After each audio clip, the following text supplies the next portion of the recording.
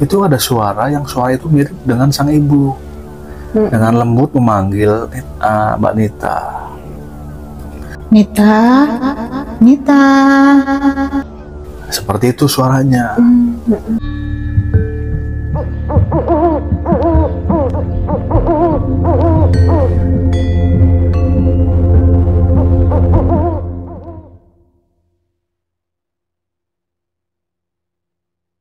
Assalamualaikum warahmatullahi wabarakatuh.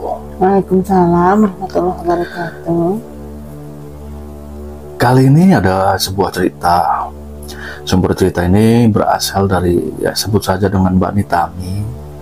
Beliau biasa dipanggil Mbak Nita, walaupun ini juga bukan nama sebetulnya. Beliau ini, ya kalau ditakar, usianya kurang lebih 40 tahunan. Dan beliau ini tinggal di wilayah daerah Jakarta Selatan. Mbak Nita akan membagikan sebuah pengalamannya yang dialami pada saat dia kecil. Jadi ketika usianya itu masih kecil ya, berusia di bawah 5 tahun. Namun dia ini ya masih mengingat betul suasana pada saat itu. Di tahun-tahun itu sang ibundanya ini sakit.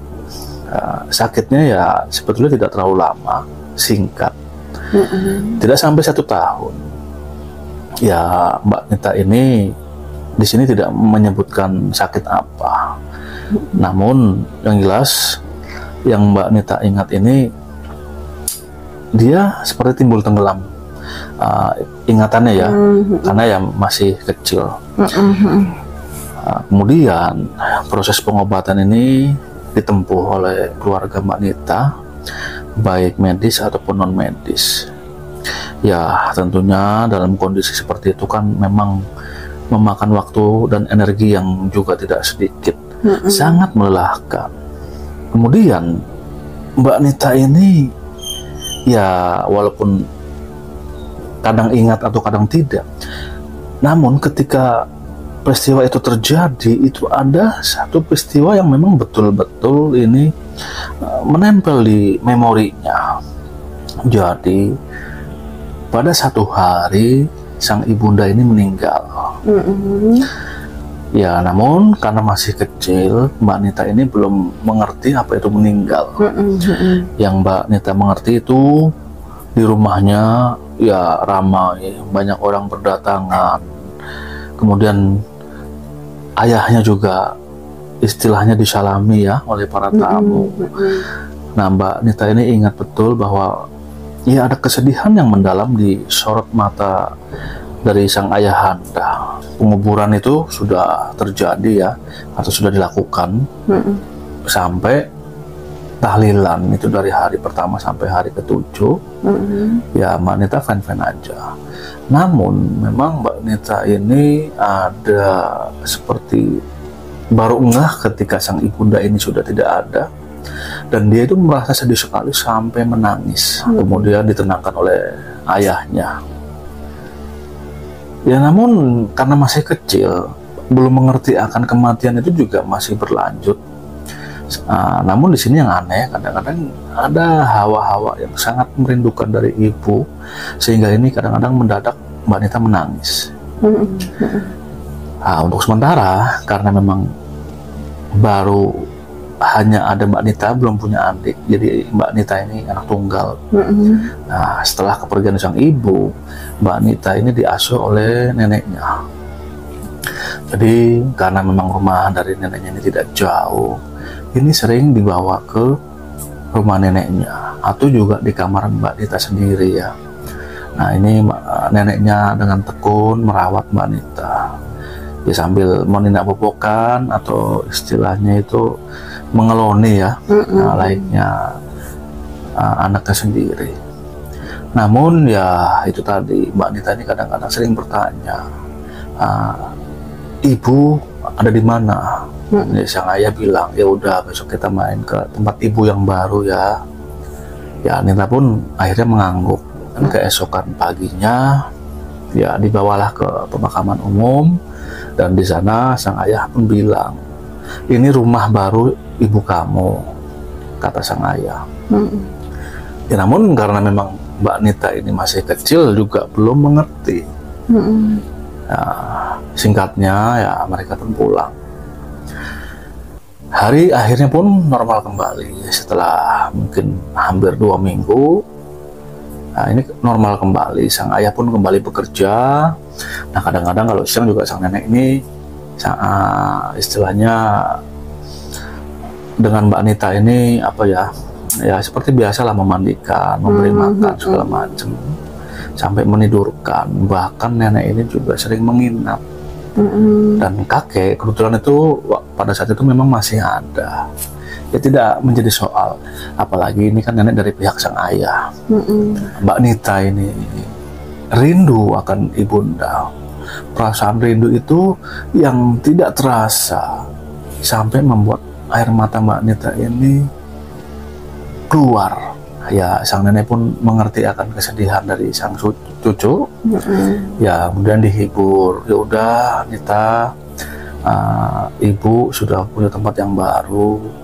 Kamu doain ya, kamu juga jadi anak yang soleha, supaya ibu rumahnya di sana bagus. Itu kata-kata dari sang nenek. Ya, namun itu tidak menghapus kesedihan dari atau kerinduan dari Mbak Nita.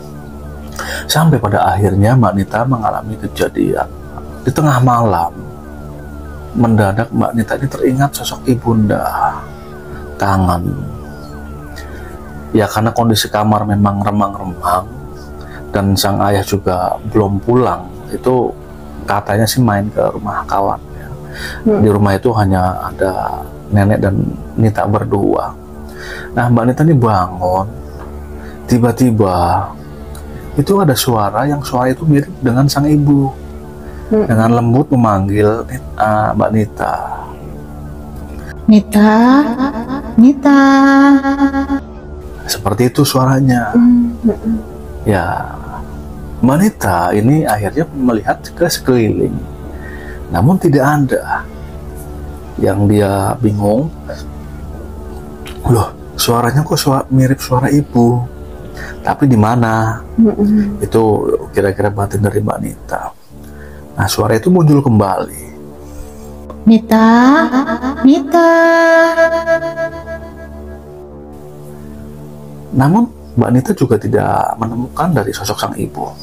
Hingga akhirnya dia pun kembali merebahkan tubuhnya. Yang aneh, yang dirasakan Mbak Nita ini tiba-tiba aneh. Karena ternyata tiba-tiba di belakang Mbak Nita ini seperti ada yang aneh. Ini masih menurut Mbak Nita. Jadi ketika dia ini rebahan, tiba-tiba di belakang posisi dia tidur ini ada satu sosok. Dia bisa merasakan gerakan dari tempat tidur. Wah, ini seperti ada yang mendekat sambil membelai-belai rambutnya. Namun posisinya memang Mbak Nita ini dengan mata yang terpejam ya. Namun dia itu merasakan hawa kelembutan yang sangat betul-betul membuat dia ini semakin mengantuk. Bahkan juga suara seperti nyanyian. Jadi seperti apa ya? Kalau seperti ibu-ibu yang sedang menidurkan anaknya seperti itu. Namun memang suara dari nyanyian itu tidak Mbak Nita mengerti. Tapi nadanya enak dan itu seperti terbuai. Mbak Nita mengalami itu memang tidak setiap malam. Di malam-malam tertentu di mana dia itu sangat rindu akan kehadiran sang ibunda yang sudah meninggal. Dan di sini sang nenek belum tahu keganjilan dari yang menimpa Mbak Nita. Sampai pada akhirnya ketika sang nenek ini keluar ingin ke kamar mandi ya, tiba-tiba dia ini terperanjat dari mata sang nenek. Kenapa? Karena dia melihat sesosok perempuan ini sedang berada di belakang Mbak Nita. Sambil pelan-pelan itu membelai rambut Mbak Nita dan berdendang dengan nada yang agak menyedihkan. Sang nenek melihat atau mengintip dari balik korden penutup pintu. Namun yang aneh, ketika sang nenek ini melihat masih fokus dan nenek ini berkedip, tiba-tiba sosok perempuan itu tidak ada. Nah, serta-merta nenek ini pun langsung menghampiri Mbak Nita. Namun ya memang karena posisinya masih tidur, ya tidak diganggu ya. Dalam arti nenek membiarkan saja. Ya mungkin menurut sang nenek apa dia salah lihat, hingga akhirnya dia ini pun menceritakan kepada ayahnya.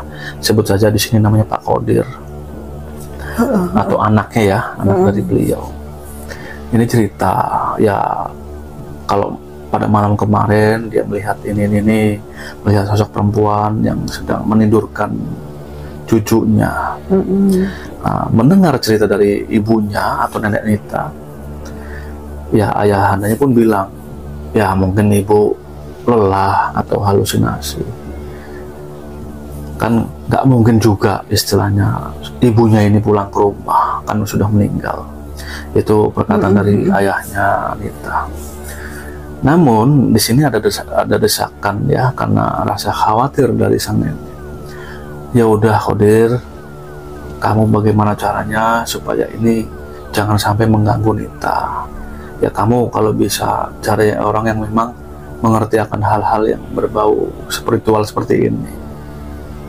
Ya karena memang tidak mau berdebat, ya akhirnya sang atau anaknya dari nenek Nita ya, ayahanda dari Nita ini ya mengangguk.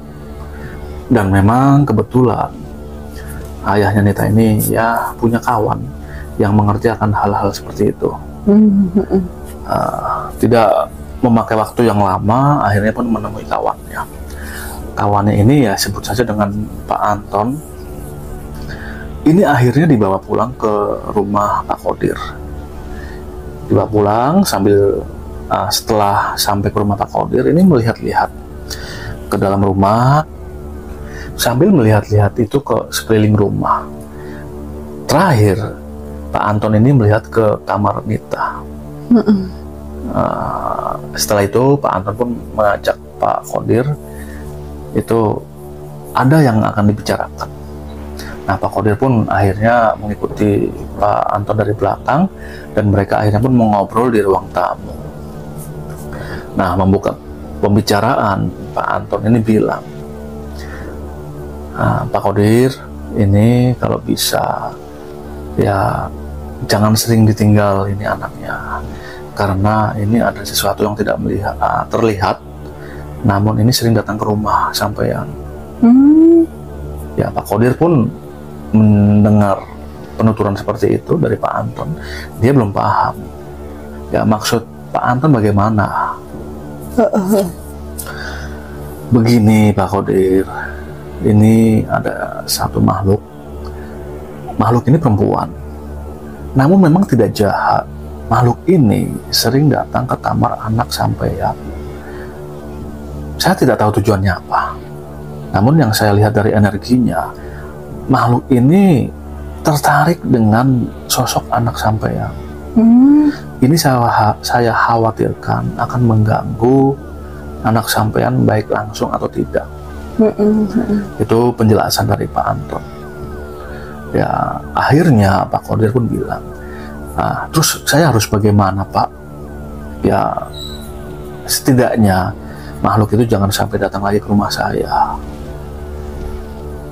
Kemudian akhirnya Pak Anton pun bilang, ya nanti saya kasih air ya Pak ya, dan ada amalan tertentu yang insya Allah ini bisa membuat pagar dari rumah ini. Karena ya saya paham itu tadi, walaupun tidak mengganggu, namun energi dari sosok ini dikhawatirkan akan membuat anak Anda sakit. Karena kalau saya lihat, sosok perempuan ini mengambil wujud seperti sosok almarhumah istri Anda. Kalau itu sang anak sampean atau Mbak Nita ini menganggapnya itu ibundanya, ini akan sangat berbahaya. Jadi sebisa mungkin kita usahakan peristiwa itu tidak terjadi lagi. Singkatnya, ketika Pak Anton ini sudah pulang ke rumah, dia pun langsung membuat syarat ya air ya yang didoakan ini, dan kemudian juga membuat doa-doa untuk dikerjakan oleh Pak Qodir. Nah, di sana juga Pak Anton ini berpesan bahwa kalau bisa itu di malam-malam yang diprediksi sosok ini akan datang, Pak Anton ini harus ada di ruang tamu lah sambil membaca doa ya, karena jangan sampai kecolongan ini. Itu pesan Pak Anton kepada Pak Qodir. Apa yang diperintahkan oleh Pak Anton ini dilaksanakan oleh Pak Qodir. Semuanya dilaksanakan, termasuk ini berjaga-jaga di ruang tamu dan tidur harus istilahnya gini, jangan sampai tertidur di malam hari itu. Jadi sampai subuh ini berjaga-jaga. Qodir ini akhirnya ya itu tadi, ada satu peristiwa yang membuat bulu kuduk dari Pak Qodir ini merinding. Kenapa? Waktu itu jam sudah menunjukkan 1:30 malam. Nah, tiba-tiba ada suara seperti suara sang istri. Ini memanggil Nita, nama anaknya. Seperti tadi ketika memanggil Mbak Nita yang sedang tertidur ya. Nita, Nita. Seperti itu. Mendengar suara yang familiar, Pak Qodir ini satu sisi merinding, namun juga satu sisi sedih. Dia teringat sosok dari sang istri. Namun karena memang sudah diberitahu oleh Pak Anton bahwa itu bukan istrinya, ya Pak Qodir pun sambil istighfar. Tiba-tiba dari arah pintu ini ada seperti sosok yang tipis ini menyeruak ke dalam, ke hadapan Pak Qodir. Sosoknya ini transparan, menggunakan gaun putih. Belum sempat ke kamar dari anaknya, tiba-tiba sosok itu seperti terpental keluar. Namun ada suara seperti jeduk gitu ya. Dan di situ ada suara rintihan kesakitan.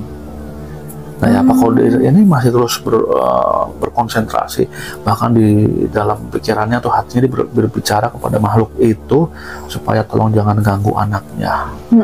Seperti itu.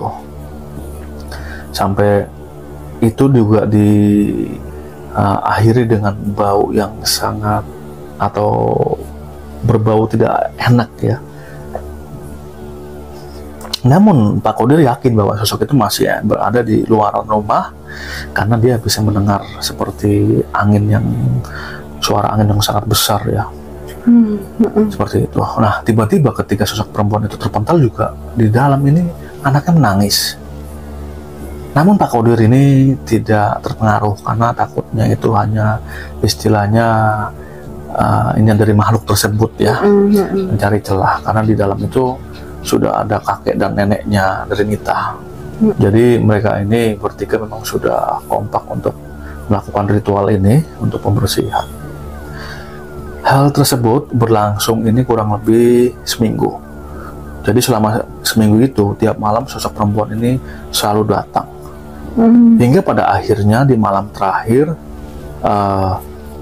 Pak Anton pun datang ikut istilahnya berjaga-jaga ya. Hingga pada akhirnya Pak Anton pun bisa menangkap sosok itu. Kemudian dia pun istilahnya berkomunikasi dengan makhluk itu, yang ternyata itu adalah sosok Bebek Gombel, penunggu pohon kecapi yang tidak jauh dari depan rumahnya. Kenapa sosok itu tertarik dengan Mbak Nita? Karena sosok ini melihat energi dari Mbak Nita, energi kesedihan, energi kerinduan akan sosok ibunda yang sudah meninggal. Dan sosok Bebek Gombel ini sepertinya ya, walaupun awalnya juga dia jujur tidak akan mengganggu anak itu, namun karena dikhawatirkan energinya tidak baik, ya akhirnya oleh Pak Anton ini dipindahkan ke ke area yang lebih jauh lagi. Nah, kemudian juga dikunci supaya sosok itu tidak datang lagi. Nah, setelah peristiwa itu sudah selesai, ya alhamdulillah Mbak Nita ini pun ya pada saat itu yang awalnya memang sering sakit-sakitan ya, sering panas, sering demam gitu, ini berangsur-angsur normal kembali. Dan suasana rumah juga yang tadinya ini sepi, ini ya biasa lagi. Kira-kira hanya itu ceritanya yang diceritakan oleh Mbak Nita, dan Mbak Nita ini mengerti semua cerita itu juga diceritakan oleh ayahanda. Jadi ya seperti itu Bang Prah ceritanya. Terima kasih Mbak Nita atas ceritanya, dan saya juga mengucapkan terima kasih kepada para kawan-kawan subscriber yang masih setia menonton channel saya. Dan juga tidak panjang lebar, saya tutup. Wassalamualaikum warahmatullahi wabarakatuh. Waalaikumsalam warahmatullahi wabarakatuh.